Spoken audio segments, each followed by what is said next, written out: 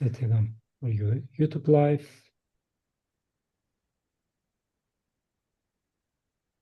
Selam for you. YouTube Live.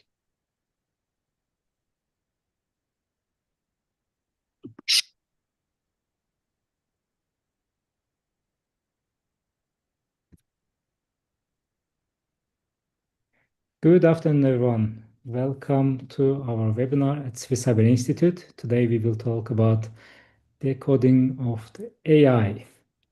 So I'm your moderator today. My name is Samir Aliyev, CEO and founder of Swiss Cyber Institute.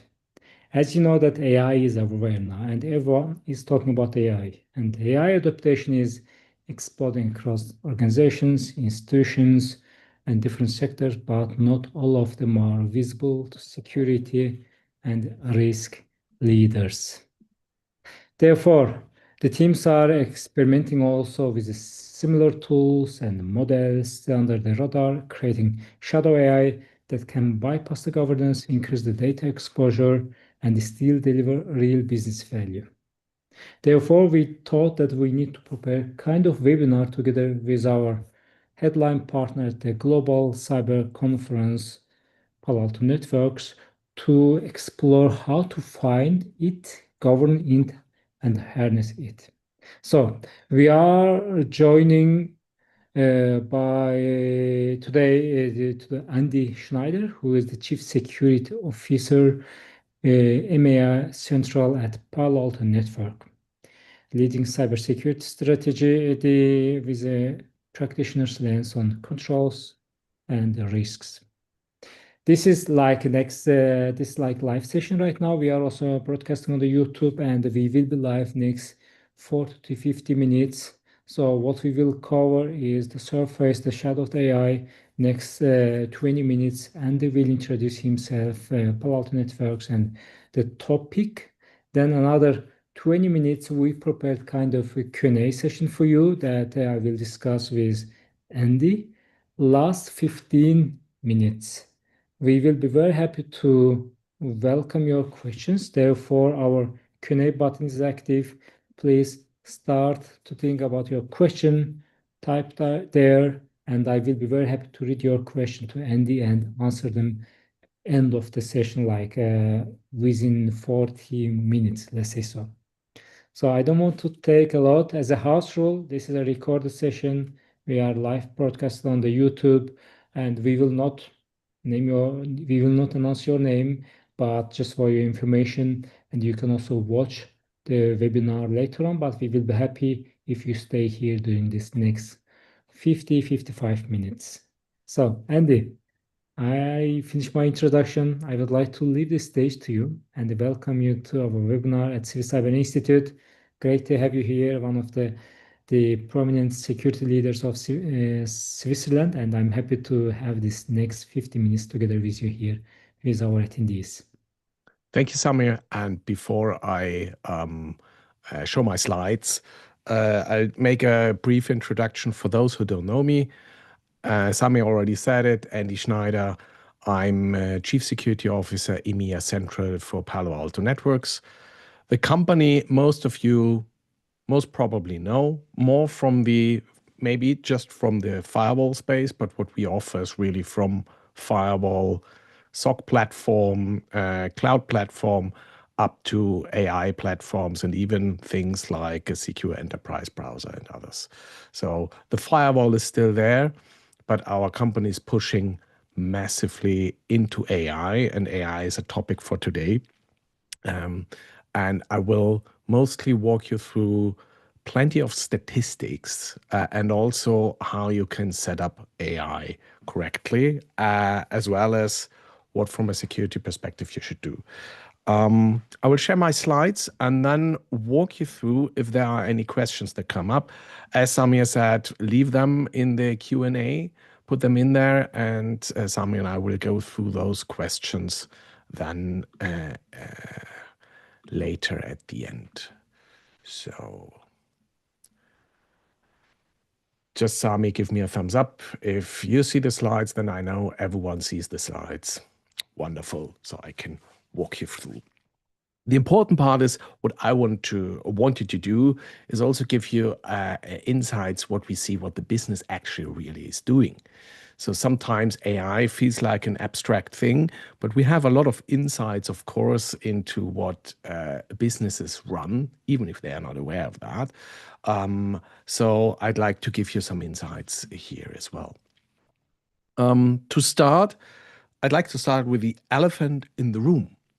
I think that is a very important thing that many don't know that now heavily push into AI, maybe build their app on Lovable or another platform or create their whole strategy based on AI. But all AI creations lack copyright protection. And this also means patents. So if you just rely on AI for the work, you can't copyright it, you can't patent it. It needs to have a substantial amount of human authorship. And you can argue how much authorship it needs from a human, but if you just have created, for example, a logo with AI, you can't copyright it, anybody else can copy it. The same for if you create like short video snippets, just AI, everyone may copy them, and you can't own the right on that. That is an interesting take if you think about every AI initiative you have in your company. Now, I'd like to give you insights into two researches that have been done. The one is from the MIT, called the AI Divide, State of AI Business 2025. And the other one is from us from Palo Alto Networks, the State of Generative AI Report 2025. By the way, we will also send out the slides then in the next couple of days where you can then access the reports. But of course, you can look them up. You will easily find them. Now, if we look at the numbers that we have from the businesses, we see that there is an investment around 40 billion from enterprises that invest into Gen AI, but 95% struggle to show any return on investment. We go a little bit deeper later, but that is, you see, a huge amount of investment, but the return on investment is not there where it should be. If we look at what we see from, it's also like part of what we see in the network, it's that the average number of Gen AI apps per company is 66. So that's just the average. Some are higher, some are lower, but 66 is quite high. If you go really deeper there, usually there are like six sanctioned Gen AI tools. So 6 are known and controlled, and there's 60 that are unknown but are being used. And that just shows that dramatic increasing risk of shadow AI that has replaced the shadow IT. So the MIT speaks of shadow AI economy, by the way. And the next, it's also from the MIT study, shows the same number. So if we look at companies and their budgets, they've found out that 40% of the companies and enterprises invest and purchase Gen AI tools, can be a co-pilot or something like that. And if you then ask the employees of the same companies, they found out that 90% of the employees of those companies use Gen AI tools almost daily. So you again see a big gap. And that's the rise of shadow AI. That is not coming, it's already here. And I guess everyone knows it. Everyone will use things like ChatGPT almost on a daily basis for something, if it's allowed or not. So we see that, and that is a problem from a security perspective for everyone. And imagine if you sit in marketing and get like you shall create something, you are quickly using it with your private device and ChatGPT. You create it. It looks like your work, but it can't be copyrightable. It can't be patented. But you can verify if that is being created by AI or not. So this leaves a lot of interesting facets for the future. What we see, it's also from the AI Divide study that from all AI use cases that are currently in, you could say, development, only 5% reach a production-ready state. And those 5%, I can show you what those mostly are. So these are the easy GenAI tasks, not the complicated one that mostly would bring way more value to the company. From our State of Generative AI report, we see a dramatic increase in GenAI traffic. So we see usages going up. The return on investment is not there yet. But if we look just at the usage, we have around 32% per month an increase of the traffic. It's also like if you think about sizing and everything that you do, but that's a massive increase. And that means over a 1 year period, you have a 30x more amount of traffic. And we don't see it slowing down. So we see that trend continuing. So GenAI traffic is increasing and is taking over a large amount of the overall data traffic that we see in the network or outside the networks as well. Now, where is GenAI? So those 5%, where are those 5% actually? We see that with the toolings that we have with different platforms, but from the 5%, 34% are write assistants. And for those who want to be more specific, Grammarly is the most used GenAI tool out there. So it has a good valid use case. Spell correction is a good thing. So we write better emails. That's good. But write assistance is 34%. Almost 29% is conversational things like chatbots. It's also obvious. We use that almost daily. Only 10, or a bit more than 10% are enterprise search. We at Palo Alto Networks use an AI-powered enterprise search, so there's way more potential in it. And I would have guessed it's way more, but only around 10% are development assistants. That's not much. But now there I see a big potential. If you talk to developer teams, in the past it was quite obvious that if you have one feature being developed and it takes 1 week, if you throw in 2 or 3 developers, it doesn't speed it up. It's still one developer developing 1 week for that feature. You can do more features in the same time, but you can't speed it up. You can only speed it up if you have a better skilled developer. Now with those co-pilots that assist in development, there are several different factors in there. You can actually speed it up. Sometimes quality, sometimes just speeding it up. So there is a lot of potential, especially in the development space, to do more AI. So this was, I could say, the reality check that enterprises, and that's not something new, we have seen that with SaaS adoption, that enterprises are slow in adopting new technologies. And with SaaS, where we have the first SaaS tools, we had a spike in shadow IT. And now with AI, we have the same adoption is too low, but you have shadow AI increasing. Now, there is a difference now from the attacker's perspective. SaaS tools were only hardly used by attackers. They tried to attack them, yes, but they didn't leverage SaaS tools to become much quicker. So it was there as another attack vector for them. Now with AI, we see that attackers actually really leverage AI massively. So attackers are adopting AI, so they become quicker and better.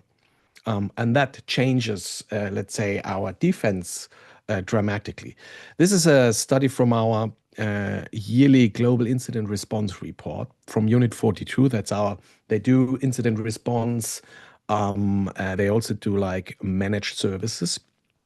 And phishing is back being number one as the initial access vector. This has changed. So phishing was decreasing over years because actually we got better. We got better training for our employees and better technologies to detect phishing. But now it's back because attackers really are good in phishing now. They can massively create phishing campaigns very targeted, that look really good, that from a human perspective are almost impossible to detect. There are others in there also, like vulnerability scanning, and those things get quicker with usage of AI. But we definitely see that attackers leverage AI, and attacks are getting faster. And also from a phishing perspective, they are getting way better. Now, why is that the case? Also from a defense perspective. So even if I at least think that I'm not looking too old, but I'm not that old, but I'm now in the cybersecurity industry for almost 25 years. And if I look back, it always looked the same. So web application architectures, or the software architectures, look like that. You had a web, you might have had some application logic, data, and the underlying infrastructure. That, of course, shifted from on-prem servers to cloud containers and serverless infrastructures, but still, it was a very traditional application architecture. Now with AI, so I'm super excited about that. Finally, something changes. So we really have something new in there. We have new kind of data, training data that become very interesting, inference data, and we have the LLMs. We haven't had them before. So the LLMs that run on different infrastructures where those machine learning libraries are running. So this makes it all already a bit more interesting. But LLMs and GenAI, they are just the first step of our evolution in AI. The real magic, in my opinion, will happen once we get into agentic AI. So, a Gen AI is doing when I ask it something. So, like if I ask ChatGPT to draw a picture, or I ask Gemini for something, it is waiting for my instruction, and it is not doing anything autonomously. The agentic AI means that I give authority to an LLM to do things on my behalf. So I grant it the privilege to do things without me instructing it to do it. So it's the automation piece, but then this adds a lot of complexity. It might be the action piece that is new, where I grant access to send emails. And I will show an example how this can go south. But granting access to send emails, maybe I ask for, that's by the way a really cool case. So I'm based on my calendar that I want to have the best restaurant booked at my free time. Those are things where you would have had an assistant in the past that an agentic AI could take over. But those LLMs and agents, they have a memory. So if I train, for example, a custom GPT or a gem in Gemini, I give it instructions and data to impersonate something or someone, and that actually it stays in memory. And theoretically, you have access to that memory depending how you prompt it. That's super interesting. And of course, underneath the infrastructure, again, new things change. And I'm super excited about that because finally there are new attack vectors we haven't seen before. And those new attack vectors, they are not easy to tackle because we don't have all the technologies already. And that is something you have to know. Like prompt injection is something I will also show later what prompt injection is, but also what happens if your model is no longer working. You have all those configuration issues, hallucination issues, memory poisoning, and the part of identities is also super difficult to tackle. And for us as security professionals, this is finally the time where we have to rethink. So, okay, we can't rely on, let's say, the Orange Book from the, I don't know, from the 70s or 80s. We really have to think, how do we protect enterprises now? And this gives a lot of opportunity, a lot of exchange, and plenty of good ideas where we will see in the next couple of years which ones really were most effective. I mentioned the part agentic AI. So today, and that's from a study from CyberArk, the identity security landscape, there is a ratio of 80 machine or non-human identities versus one human identity. So that's already massive. So, and that means that these can be API keys, tokens, and other things that represent, let's say, a machine identity versus your human identity. That part is increasing and increasing. It's the complexity of our, let's say, more SaaS and distributed environments. But also, if I would have an AI agent and say, you may send out emails on my behalf, that creates, I have to grant it access somehow. To make it not too complicated, in some concepts, the AI agents themselves create non-human identities. And this is just shows that we will see even more identities. And the LLMs and the AI models usually have access to a lot of data. So imagine you have one big self-hosted LLM that is, for example, doing a lot of research for you, and you use it for enterprise search and everything. All your employees might have access, and the model might have access to everything of your company. So protection, what is in there, what is in memory or outside of memory, becomes really tricky. So identities become really one of the next frontiers, the more AI you use. Here's an example I'd like to highlight. That is, it was detected by AIM Security, called Echo Leaks. It's a very simple attack. So you have an email.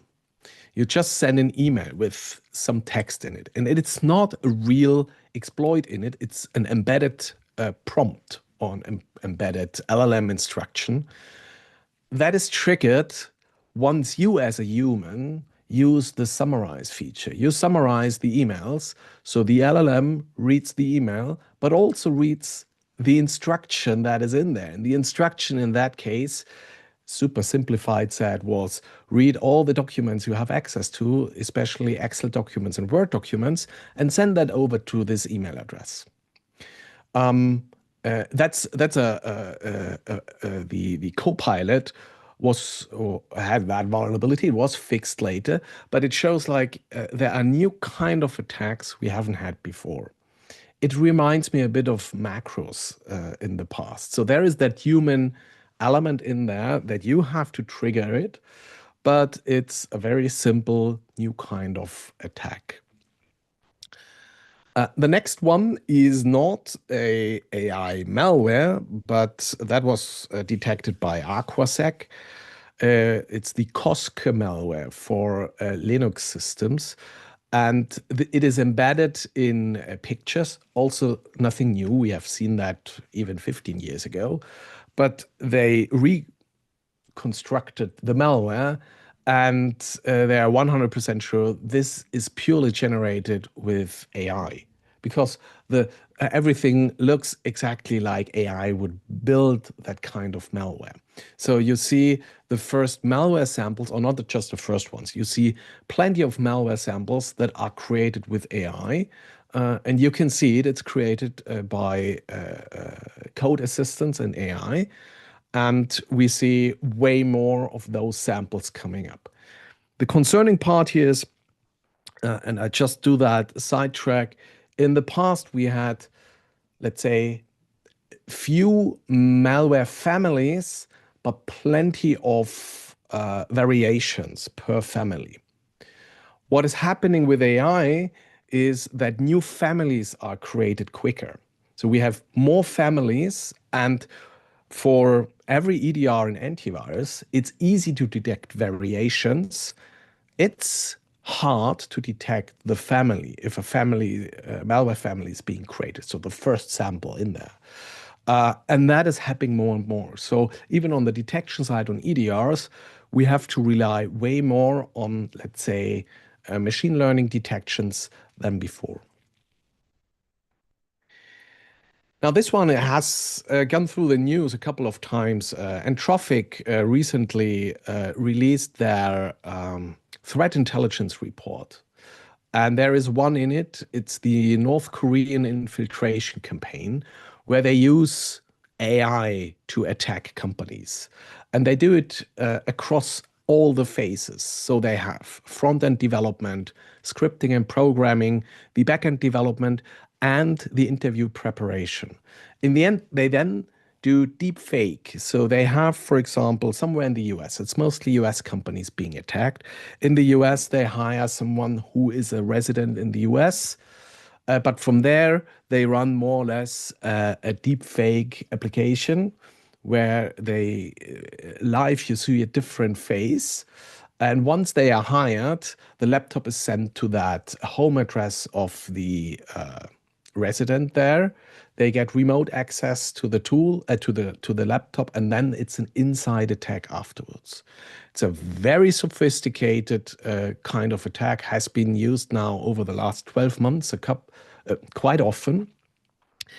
But the interesting part is where they use AI, and it's like across everywhere. So it helps them making the campaign quicker and more efficient and more likely to solve. And then this is the last one. From the attacker's perspective, this has been detected by Koi Security, I think even just a few weeks ago. That's the first malicious MCP server. So MCP is the protocol behind where AI agents communicate. And this is a simple one that allows you sending emails via Postmark. It's a Postmark MCP server. And after it has been downloaded like thousands of times, the developer in a new version just added one simple line, and that's a blind copy email. So this MCP server is sending out emails. Many use that. This is traditional supply chain attack. But again, this is then not leveraged by humans, or it's just maybe leveraged by an AI agent. And suddenly, one MCP server is doing something differently and sending out additional emails to someone else. The extremely simple supply chain attack, very effective. And this shows, okay, this MCP server might not be hosted on my environment. So it really shows the complexity that is suddenly there, where we rely on other elements. Okay. Now I scared everyone out, so this is the end. No, just kidding. It's for me just, again, the next step where we have to rethink what can we do.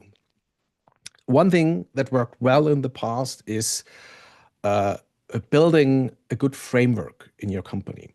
And the one thing is a good framework that I will show. It's not a final framework, by the way. There are attempts to do that also from NIST.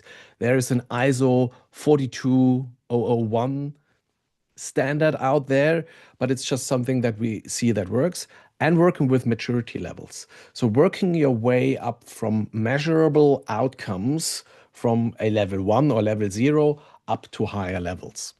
So the first thing is actually that your CEO, your owner, or your president, or your founders need to have a vision behind it. Do they want to be an AI company, so where AI is in it, or not? And then the risk appetite that comes with it. So it's really very traditional, high level, guiding you the correct way. Because if they want to push into AI and data, that defines also where you as a security team have to move, and also the risk appetite. So the risk you have to take, because there are many uncertainties in there. If you go then down from that strategy level to an organizational level, if you don't have a good zero trust architecture and culture, AI will make it worse, definitely, because you have way more identities, way more endpoints, devices somewhere. So having a good zero trust culture is essential. And then the second element is a good AI governance. And I'm talking to many CISOs, this can look very different. You might have a chief data officer or a chief AI officer that centralizes that. You might have a steering committee where security is in it, legal, the business, and IT. So, but you have to make sure you have a good governance. It's a foundation for everything. Because if you go down, you need to have policies. What is acceptable? what is not acceptable. Looks very similar to what we have seen with other things. So you might even be able to adapt existing things.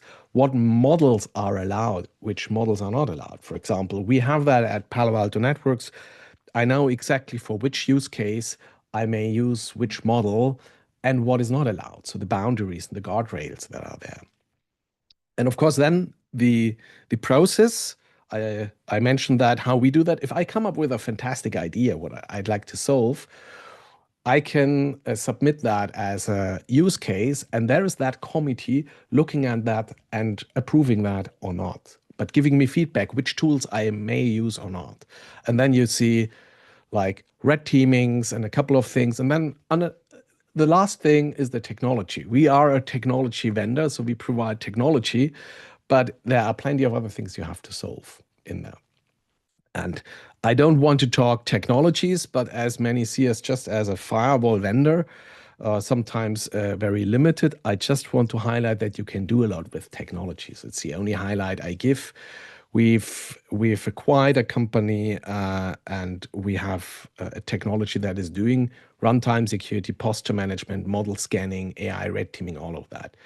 But it's not a good advice to buy a technology if you don't have the strategy, if you don't have the governance, if you don't have the policies and everything in place. It might give you a visibility and then chaos breaks out. So you have to really go top down if it's about AI. But then I think the potential is massive in every company. And it was a bit more than 25 minutes, Samir, but already reaching the end. Happy to everyone. If you want, reach out to me via LinkedIn. There are hundreds of Andy Schneiders and Andreas Schneiders out there. So if you see the picture with the glasses, that's me. That's the right one out of Zurich in Switzerland. Or drop me an email. And we have in end of October, we have the Global Cyber Conference. So I will also hold a keynote that goes more into, goes a bit deeper into certain topics. We have a roundtable for a deep dive. And of course, we have a booth both days where everyone can stop by. For those who can make it to the conference, highly recommended. And that's it from my side. Samir, I'll hand it over back to you for questions.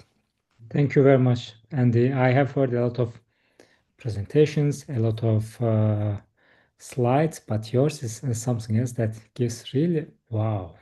The thoughts of Thank the you. people that individually to really think about it twice before we click or we download any tools, starting from grammar up to the high level AI tools. And therefore, I find it very interesting, but I have some additional questions for you that to make it with discussion, not only just the monologue.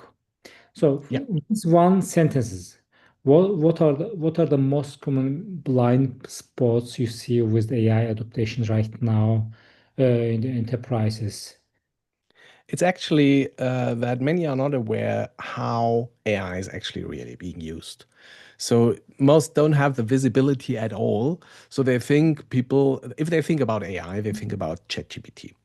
They don't think about Grammarly. They don't think about DeepL. They don't think about what else. And in DeepL, if you, for example, have your, I don't know, you want to translate a contract or something, you send that contract over to an LLM, it translates it, it has a memory and keeps that memory, and you get that translation back. Not saying that DeepL or any translation service is bad, but you have to know that. So those lacking the visibility is the biggest issue. I've worked for companies that said AI is not allowed, and everyone was using it. From a CISO's perspective, this was fine until something happens. So I'd say blindness is really the biggest problem, especially people then move to their private devices and use it there. And that's even worse. So I always find it better to allow things so that people use it on the corporate devices where you have the possibility to control, where you have certain security measures installed. If you have a blocking culture, people move to their private devices and it's out of control. That's the biggest risk if you use AI.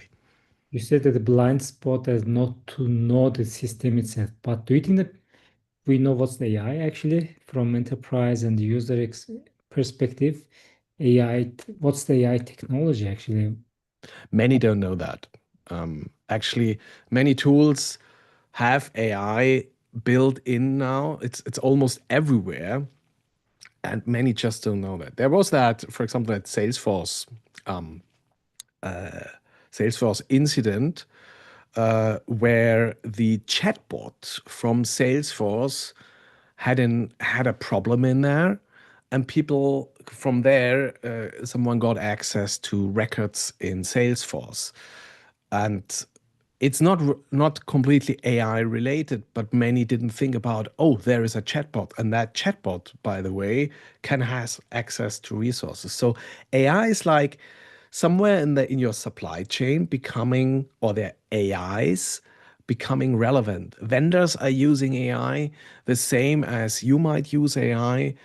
So it's almost everywhere, and that's really tricky. And many don't understand what AI actually really means. AI has been there for 2 decades already.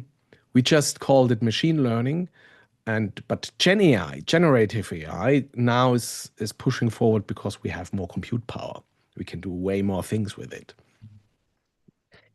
If I want to come back to the topic of the webinar, which is shadow AI, Yeah, if we should define it in practice, is it mostly SaaS tool or internal prototypes or vendor features?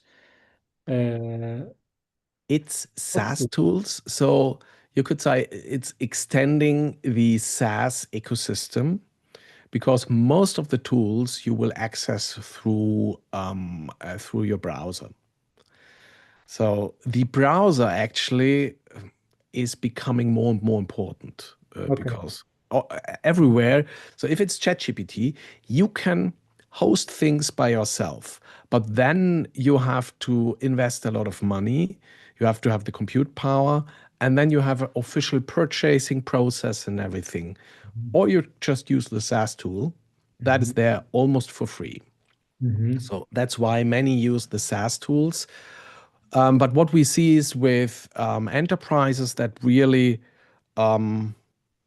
let's say, leverage that internally for their business process, they often host their own LLMs. So they Mhm. host them by themselves, or they host them officially on Hugging Face, as an example, as one, let's say, LLM AI hosting provider, but then really say it's only allowed to use, I don't know, this open source one or this model or those models to make sure that only those ones are used where they know that they are secure enough or safe enough. You are one of the most well-known security leader in Swiss market. Yep. What's the one metrics security leaders should look at a weekly to detect AI use they don't control? What would you advise them? I would try, I mean, there are tools available that we also offer, but I would try to look at um, the amount of AI tools being detected. So, like in the past, you could do that with Caspi or in the network flow somewhere, but finding out those 66 tools that are being used, and 6 of them we have sanctioned or allowed to real, and then define where do we want to get until end of the year. So to say we want to know which ones we allow, don't want or want until end of the year, like 50%. We want to have them assessed. So doing like an assessment for those where you now know if you gain the visibility, those are being used. Let's check if they pose a risk to us or not. So Yeah. walk through that and monitor that continuously. You have those 66 that are being used. Maybe you have 100 or just 30. And then which ones do we have an assessment done against it and officially sanctioned? And then the last step is actually then putting controls in place to, for example, block access to certain AI tools. But this should be the last step. I would first start with the visibility because people use it for a reason. Maybe if you stop and block things, you slow down your business. Maybe you don't want that. You need to get the full understanding why those tools are even being used. You just said 66 tools, but we have those Gen AI tools since almost 2 years. Where do you see us in 2 years, next 2 years? It's going to be 666 or Yeah, that's difficult to say. It will go up. But honestly, I also believe we will see some kind of consolidation. So it is a hype market. If you just look at the numbers that I don't know, for example, that big deal between OpenAI and and Oracle, where data centers are being built, I think it's a commitment of 300 billion. This is totally, I would say, insane, the numbers. So if you think about the Gartner hype cycle, I think we are somewhere at the top in that hype cycle. And the good thing is there will be some kind of consolidation happening. And it already started in security. You have, for example, here in Switzerland, you had Lakera being acquired or others that focus on AI security. We acquired Protect AI. So there is a consolidation starting. And out of that, usually you see real use cases coming out of that that are working. And from that consolidated phase, I believe that we won't see 600 tools, maybe a bit more. Will be maybe around 80, but we will see agentic AI kicking in. So where you can have little agents that do plenty of things for you, and this is exciting. But those are more scary than I would say the SaaS Gen AI tools. good. Thanks a lot. If I go back a little bit, one level down to find out all the shadow AIs, especially for the security leaders or security engineers, if you had only 30 days, let's say, to surface the shadow AI, what would be your three steps discover plan? At first is I would look for a tool that gives me the visibility. Either I have that with existing tools, I would quickly try to either bring in externally someone who can do an assessment. So if I can't do it by myself, I would bring in, for example, our Unit 42 is doing those assessments, but there are plenty of vendors that can do that. So I would say do an assessment and find out those 66 are there that you have no idea what to do with them. Mhm. And from there on, you have to get your board or your executive management on board to really solve that. So really the visibility or the AI posture, I would say, is a first step. Without knowing, it's about a lot of like scary things. But if you know those are the tools we use, then that's the first thing you have to focus on, getting that visibility to find out if you even have a problem or not. I would say almost everyone has a problem, but if you're not aware of that, nothing helps. You just talk about the board, Yeah. and you also talk about the good AI governance that we need. Yes. And I have a question. Who owns that? Who owns what? Like CIO, CISO, data, AI lead, legal. Would you give us a little bit clear overview the AI governance structure for shadow AI governance? For me, it starts on the top. It starts with the board. So if you are, for example, a Swiss company, the board of directors is accountable for risk management. So, and it's a risk. It's posing a risk to your organization. So they own, let's say, that the risk management process is being done correctly, and they delegate it down to the CEO. So the CEO owns that topic. Now, the CEO can say, that's a technology problem. I delegate it further to the CIO. Or it's a security problem. I delegate it to the CISO. So there is no left or right answer to that, but it's the CEO's decision how to structure it underneath.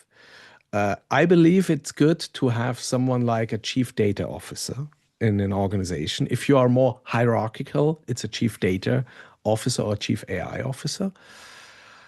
If you have it more flat, you would need some kind of committee.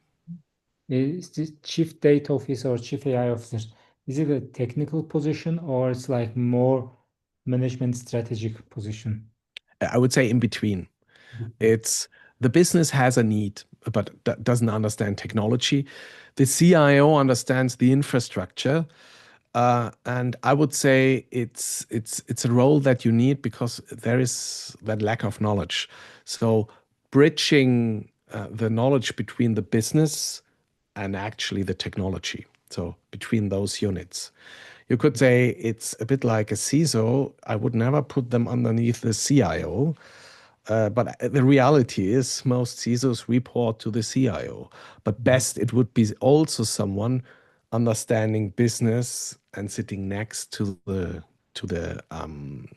CIO. It really depends a bit on the culture of the organization where you Yeah, work in. good. You have also very good technical knowledge in the topic. I would like to ask one technical question. Yeah.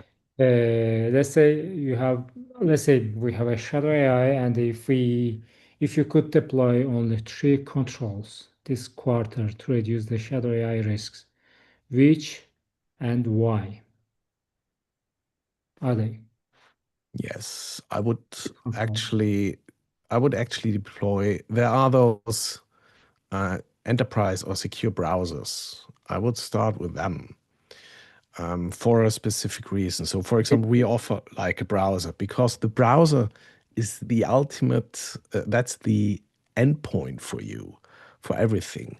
Wherever you access something, it's throughout the browser, and there you can deploy controls what you may access or not. So going away from centralized to a more decentralized model, but those browsers, that's the interface. It's one thing. Second, I would look for I would strengthen my identity security. Mhm. So as with agentic AI, you have to move into it's no longer just identity and access management. Identities change so quickly. There might be unused identities, revoking keys. So for me, that's a space where I would focus on. So the browser, the identity space, and then that posture that I mentioned to monitor actually the usage of AI in the organization. There are tools available that can do that. So those three controls will allow you to have the visibility to then put controls on the endpoint and on the identity space, where if something goes wrong, you can quickly, for example, revoke access from an LLM to data, or revoke access for people to an LLM if it poses a certain risk. Would you name one or couple of browsers maybe for our live in this? You said you have one. We have one. It's our Palo Alto. It was called the Prisma Access browser, Prisma Enterprise browser. But if you look for our browser, Palo Alto Networks and browser, you will find that browser. It's based on Chromium, so it feels like the Chrome browser. You can deploy it on your iPhone in via the App Store, Or like on any endpoint. Super easy. enterprise. Yeah, and then there are alternatives from other vendors, depending in which technology stack you are. If you have a SASE vendor that you work together with, some have also those kind of enterprise browsers, and there are standalone ones out there as well, still available. Good. Thank you very much, Andy. We promised at the beginning that we will have some Q&A, and we received several questions from our Yeah. audience. I would like to read those questions because we have I would say, last 8 minutes to Mhm. go to the question and find out some good solution for our attendees. The first question is coming regarding traffic increase. You at the beginning you Yeah. showed 30% traffic increase. The Yeah. question is all about, is this general or they are referring to your organization, those data? It's general. That's what Yeah. we see. We see it. in our environment, we Mhm. see it in every customer's environment. So there we see the Gen AI traffic is increasing 30x per year. Good. Thank you. The other question is, are we at the stage where we can get ahead of AI-related fraudulent activities based on the patterns we have observed so far, or are we in a position where we can limit ourselves to only reactive measures? There is a yes and no. So I've seen, if it's for example, let's start with that North Korean attack. Mhm. We as Palo Alto Networks have been attacked way earlier with that kind of attack because, of course, we are in an supply chain for many. Now, if you have a good 4I principle in there. So these are not new controls, but there are controls that get back to us as humans, where we have to make sure we need to be in the loop and have technology that assists us. Now, for deep fake, there are also technologies out there to detect, let's say, the probability that this image, voice, or video is fake or not. So we will need to adopt that. No longer purely trust, let's say, the image that you now see with me. It is technology is getting so good that sometimes you can't differentiate anymore if it's real or not. So we need a technology assisted there, but that old 4I principle still applies and works really well to do that. That's one thing. So one example, for example, what we did was where it was still working, we asked the applicants to go outside. That's then where AI struggles. Sitting in the room and everything, that is still working, but walking out, then things don't work anymore. It's just an example. Now, but where we are really, I would say, getting ahead is if we leverage AI by ourselves for defense. Mhm. So if you use machine learning as an example on large data sets, that's fantastic what you can do. We, for example, use it to if you have that report phishing button, it's no longer sent, it's also sent to humans in our SOC, but it's being sent first to an AI that checks it, and it checks it way quicker than we could do it with a higher accuracy. So I think if we also level up in a defense perspective, then we are even in a better position. Knowing that right now it looks like scary, if you don't use AI in defense, then it's really scary. But if you then also level up, it opens up completely new possibilities that we haven't had before. So cross correlation, large data sets, finding anomalies. This is the sweet spot of AI, and we just have to use that. Mhm. The other question is, as a SME company in Switzerland, Yeah. how should we plan this topic of AI and the shadow AI because of no or small budget in IT resources? This is a very traditional question, Yeah. but It's the same like for SaaS. It's weighing risk versus opportunity.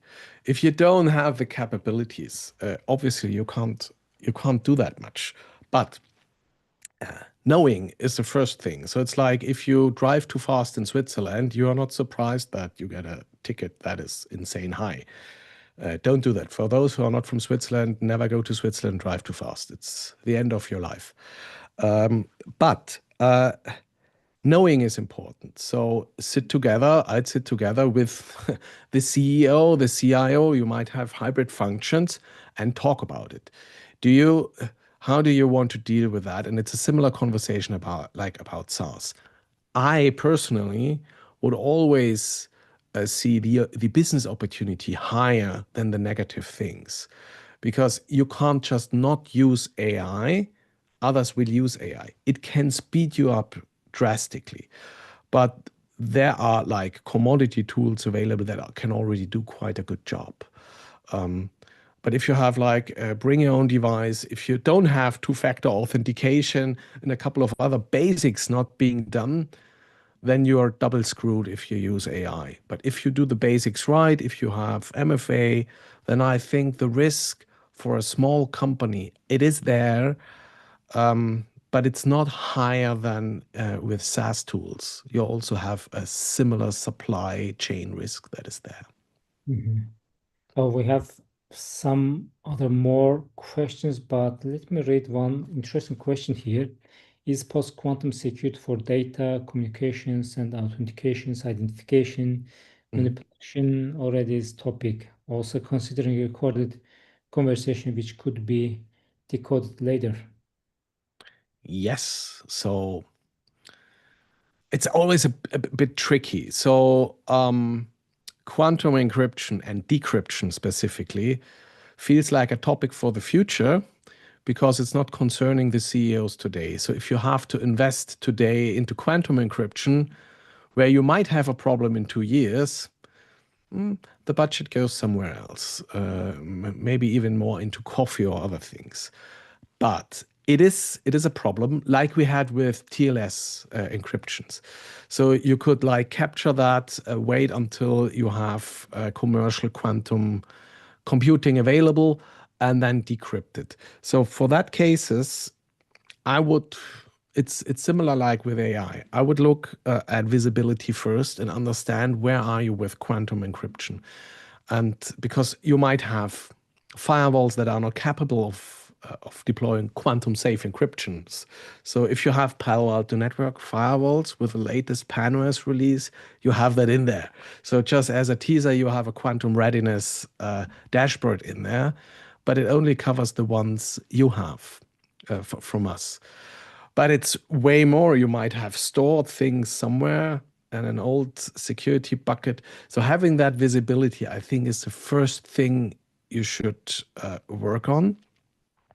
And yes, AI can accelerate the problem because AI gets access to many data, and someone might misuse AI to exfiltrate data and decrypt it later. So this is a problem. But I think we have seen similar issues in the past that were not too difficult to overcome. Thanks a lot. And if we are getting some other questions, maybe we will answer them on offline modus later after this Yeah. meeting, because now we are on time and we want to be Mhm. Swiss sharp on time. Do we have last takeaway, just two sentences to takeaway to our audience, what they have to learn from this meeting today, the webinar today, take with them and discuss with their colleagues during the lunch or next day, the team meeting. Two things or three things. Get in touch with me on LinkedIn. It's the best. I'd like to have that conversation ongoing. Second, go back if you are not in charge of it. Ask how many AI tools are we using? Just ask that question. It will be interesting what you see as a result. The third thing is I'm a positive, opportunistic person. So try it out. We as at Palo Alto Networks, we incentivize usage of AI. It's like I have two kids. I'm not the most religious person, but even if I wouldn't go to the Pope to give me advice how to raise my kids. I would trust my neighbor more who has more kids than I have. So use AI, see the benefits and things that don't work. Then you know better what might work from a business perspective as an opportunity or what doesn't work at all. Hallucination is a great thing where funny examples can come up. So try it out and feel it by yourself. I wouldn't say the pain of AI, but try it out. This is really super powerful, can increase your efficiency massively. But you will also immediately see, oh, there are risks with it if I use it. So great. Thanks a lot, Andy. And it was a really great session, great presentation. Happy to have you with us and looking forward to welcome you at the Global Cyber Conference on Yep. 22nd, 23rd of October, and wish you a pleasant afternoon. Thank Thank you you very much. for joining us and have a lovely afternoon. Enjoy your lunch if you didn't eat yet.